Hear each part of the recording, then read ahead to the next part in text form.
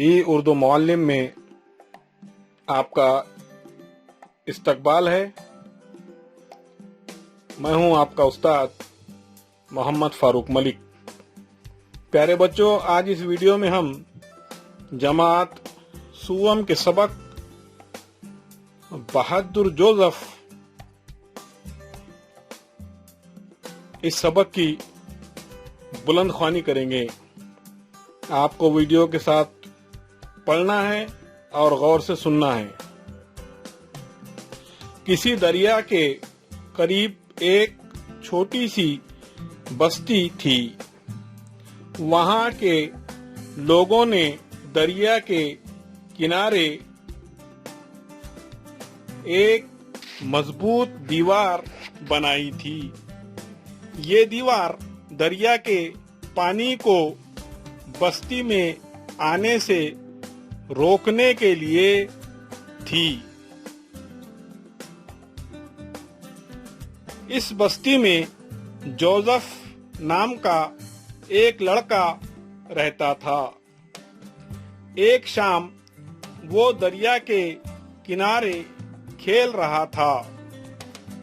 کھیلتے کھیلتے اس نے دیکھا کہ دیوار میں سوراخ ہو گیا ہے اور اس میں سے پانی نکل رہا ہے۔ اس نے خیال کیا یہ سوراخ اس وقت تو چھوٹا سا ہے، مگر آہستہ آہستہ بڑھتا چلا جائے گا اور پھر اتنا پانی بہنے لگے گا کہ ساری بستی ڈوب جائے گی۔ اس نے سوچا پانی کو روکنے کی کیا ترکیب ہو سکتی ہے؟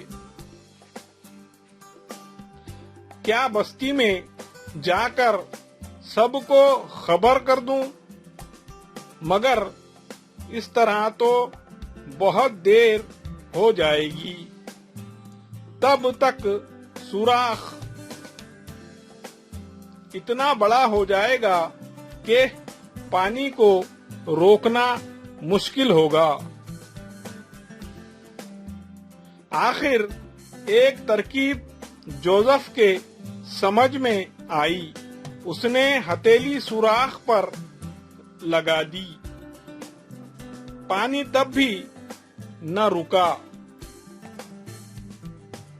وہ سوراخ سے اپنی پیٹھ لگا کر بیٹھ گیا۔ دھیرے دھیرے سردی بڑھنے لگی، لیکن جوزف نے ہمت نہ ہاری اور وہیں ڈٹا رہا۔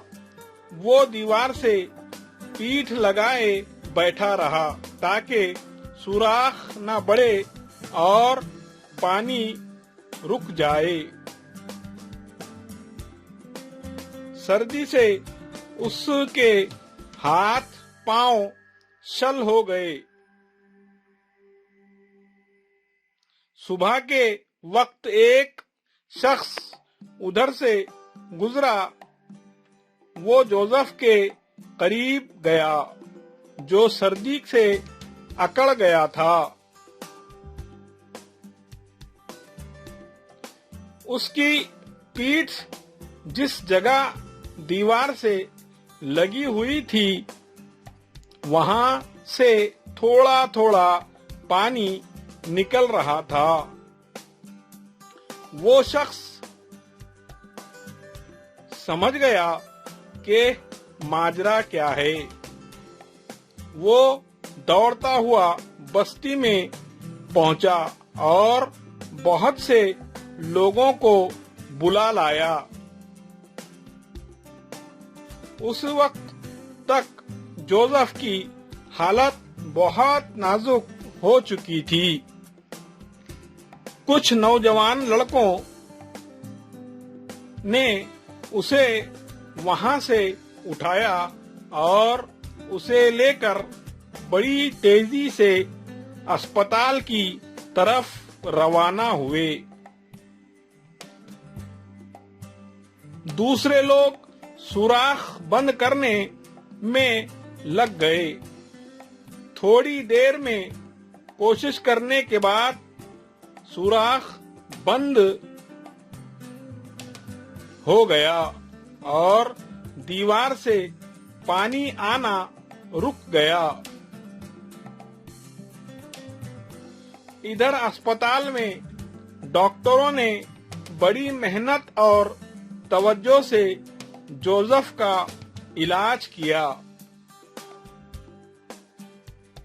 कुछ दिनों के बाद जोसेफ बिल्कुल अच्छा हो गया। जोसेफ ने अपने जान की परवाह न करते हुए बस्ती को तबाही से बचाया था। उसके अस्पताल से घर वापस आने पर बस्ती के लोगों ने खूब खुशियां मनाई। घर घर उसकी बहादुरी के चर्चे होने लगे। प्यारे बच्चों, इस वीडियो की आवाज को बंद करके इस सबक का वीडियो के जरिए खामोश मुतालिया भी करो।